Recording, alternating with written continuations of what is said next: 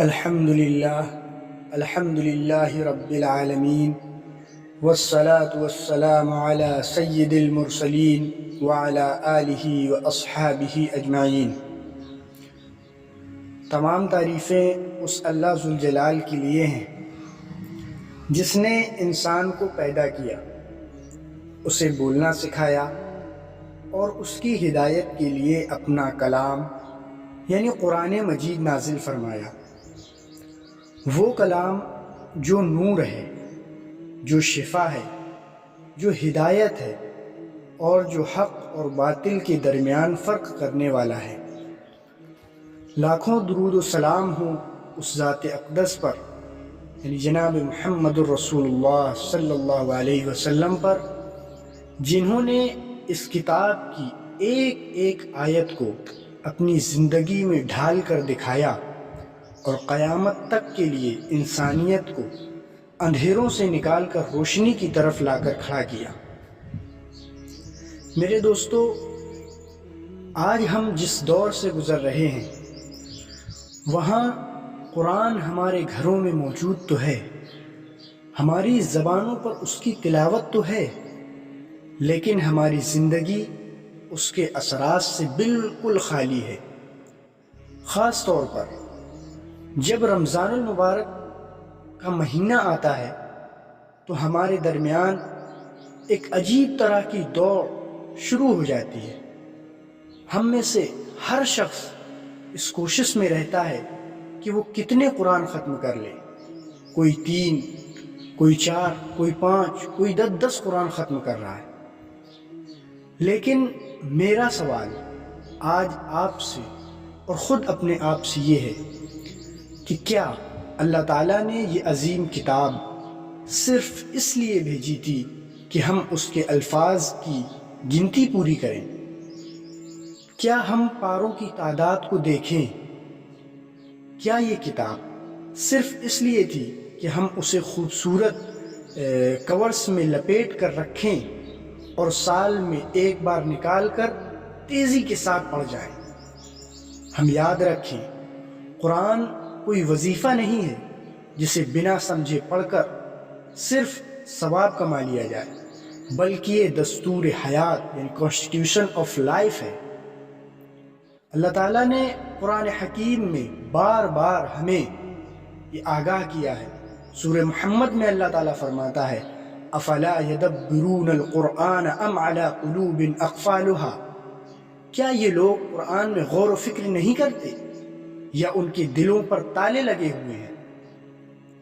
اس آیت پر تھوڑا ٹھہریں اور سوچیں۔ اللہ تعالیٰ ان دلوں کو تالا لگا ہوا کہہ رہا ہے جو قرآن تو پڑھتے ہیں مگر اس میں غور نہیں کرتے۔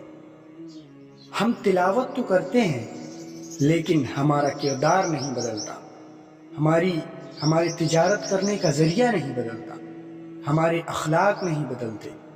اس کا مطلب ہے کہ ہم نے صرف زبان سے تلاوت کی، روح سے نہیں کی۔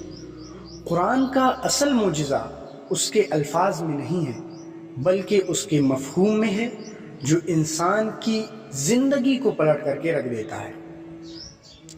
صحابہ اکرام رضی اللہ عنہم کا مزاج ہمارے مزاج سے بالکل مختلف تھا۔ حضرت عبداللہ بن مسعود رضی اللہ عنہ فرماتے ہیں ہم میں سے جب کوئی 10 آیتیں سیکھتا تو جب تک ان کا علم اور ان پر عمل نہ کر لیتا تب تک اگلی 10 آیتوں کی طرف نہیں بڑھتا تھا۔ حضرت ابو بکر رضی اللہ عنہ یا حضرت عمر رضی اللہ عنہ یہ وہ لوگ تھے جو قرآن کی ایک آیات سنتے تو ان پر لرزہ طاری ہو جاتا تھا۔ حضرت عمر رضی اللہ عنہ کو سورہ بقرہ سمجھنے اور اس پر عمل کرنے میں کئی سال لگ گئے۔ کیوں؟ اس لیے کہ نہیں کہ وہ عربی نہیں جانتے تھے، بلکہ اس لیے کہ وہ ہر آیت کو اپنی زندگی پر اپلائی کرتے تھے، لاگو کرتے تھے۔ ان کے لیے قرآن پڑھنے کی چیز نہیں، جینے کی چیز تھی، سمجھنے کی چیز تھی۔ آج ہم پورا قرآن ختم کرتے ہیں اور باہر جا کر وہی جھوٹ، وہی غیبت، وہی سود خوری کرتے ہیں، کیونکہ قرآن ہمارے دلوں میں نہیں اترا ہے۔ نبی کریم صلی اللہ علیہ وسلم نے ارشاد فرمایا کہ ایک وقت ایسا آئے گا جب لوگ قرآن پڑھیں گے مگر وہ ان کے حلق سے نیچے نہیں اترے گا۔ حلق سے نیچے اترنے کا کیا مطلب یہ ہے کہ تلاوت صرف زبان کی ایک ورزش، ایکسرسائز بن کر رہ جائے گی۔ ایک اور جگہ فرمایا گیا ہے کہ بہت سے قرآن پڑھنے والے ایسے ہیں جن پر قرآن خود لعنت بھیجتا ہے۔ اب ہم ذرا سوچیں کہ جس قرآن کو ہم پڑھ رہے ہیں وہی قرآن ہم کو لعنت بھیج رہا ہے۔ اب یہ وہ لوگ ہیں جو قرآن پڑھتے تو ہیں مگر اس کی حدود، لمٹس کو پامال کرتے ہیں، لمٹس کو کراس کرتے ہیں۔ اگر ہم قرآن میں پڑھتے ہیں کہ جھوٹ بولنے والے پر اللہ کی لعنت ہے اور پھر بھی جھوٹ بولتے ہیں، تو بتائیں وہ تلاوت ہمیں کیا فائدہ دے گی؟